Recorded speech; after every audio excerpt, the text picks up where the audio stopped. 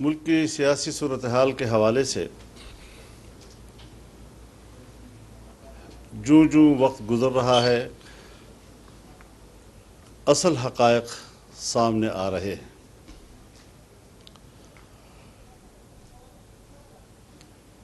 عمران خان ہو یا ان کی قیادت میں پی ٹی آئی، ہم نے 10 سال سے زیادہ عرصہ ہوا ان کے بارے میں جو قوم کو کہا تھا اور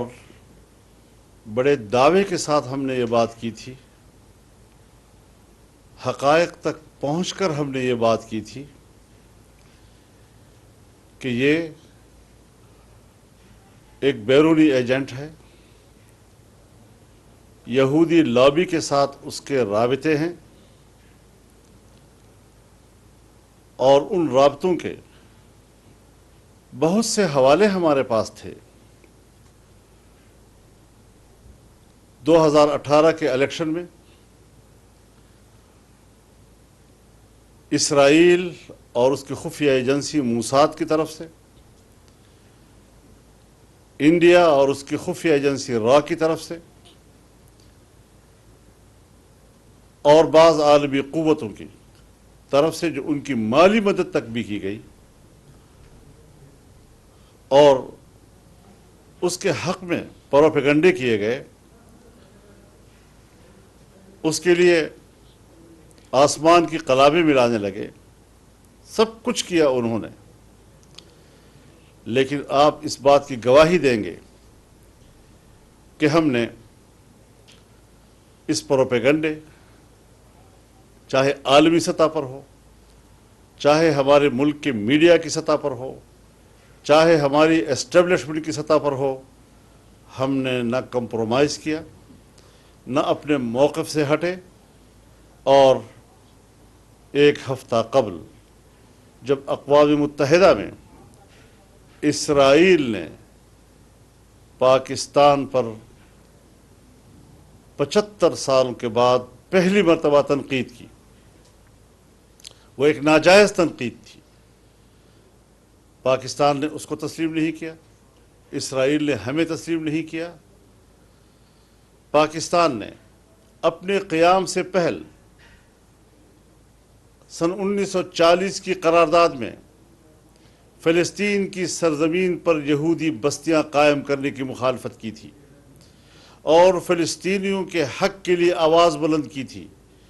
یعنی قیام پاکستان کی جو بنیاد ہے اس میں فلسطینیوں کے حق میں پاکستان کا موقف اور وہاں پر صہیونیوں کے موقف کے خلاف پاکستان کا موقف، یہ پاکستان کی اساس میں شامل ہے۔ اور جب اسرائیل وجود میں آتا ہے تو اسرائیل کا اس وقت کا وزیر اعظم اپنے خارجہ پالیسی کے پہلے پالیسی بیان میں کہتا ہے کہ اسرائیل کی خارجہ پالیسی کی بنیاد ایک نوزائیدہ مسلم ریاست کا خاتمہ ہوگا۔ تو پاکستان کے بارے میں اسرائیل کی سوچ اول دن سے اس کی اساس میں شامل ہے۔ اس کے بعد پاکستان پر ایسے حکمران کہ جو لندن میں اگر الیکشن ہوتا ہے تو یہ اس کینڈیڈیٹ کی حمایت کے لیے یہاں سے جاتا ہے کہ جو کنزرویٹو فرینڈز آف اسرائیل جیسی تنظیم کی طرف سے وہ نمائندہ۔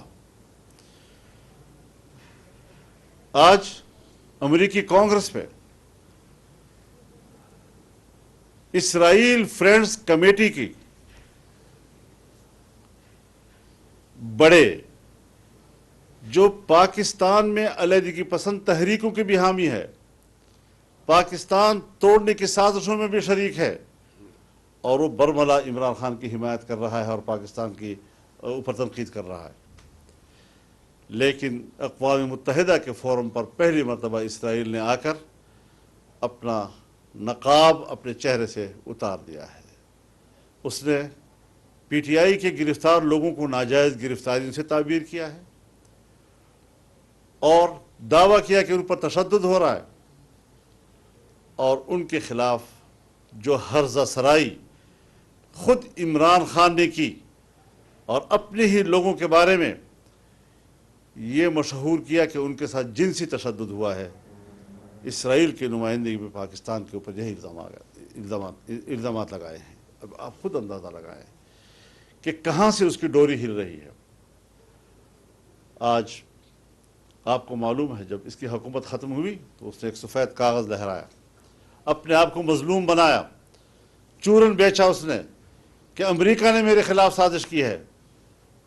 ایک سائفر کو اس نے لیٹر کا نام دے دیا، اس نے خط کا نام دے دیا، اس نے ایک سازش کا نام دے دیا جو سفارت خانے کا معمول کا عمل ہے۔ آج اس کا اپنا پرنسپل سیکریٹری اعظم خان بیان دے رہا ہے کہ سب ڈرامہ تھا، تو یہ بھی کہتا ہے کہ میں نے اس کو روکا بھی، کہ یہ بات بنتی نہیں ہے۔ اور پھر جو امریکہ کا مہرہ ہے پاکستان میں، وہ امریکہ کے خلاف بات بھی کرتا ہے تاکہ میرا کسی طریقے سے پاکستان میں یہ چورن بک سکے جی، اور میں اس حوالے سے اپنے آپ کو مظلوم بناؤں۔ پاکستان کے عوام آزادی منش عوام ہیں، یہاں پر عمومی سوچ امریکہ کے خلاف ہے، تو عوام کو گمراہ کرنے کی کوشش کی۔ پہلے آئیڈیل اور نظریاتی باتیں، بڑے عجیب قسم کے نظریات پیش کر کے انہوں نے نوجوان ذہن کو گمراہ کیا، عوام کو گمراہ کیا، اور آج پھر اس نے ایک مرتبہ عوام کو گمراہ کرنے کی کوشش کی، جس کی حقیقت بھی آج سامنے آ گئی ہے۔ اس کے اپنے گھر سے شہد شاہد من اہلہ،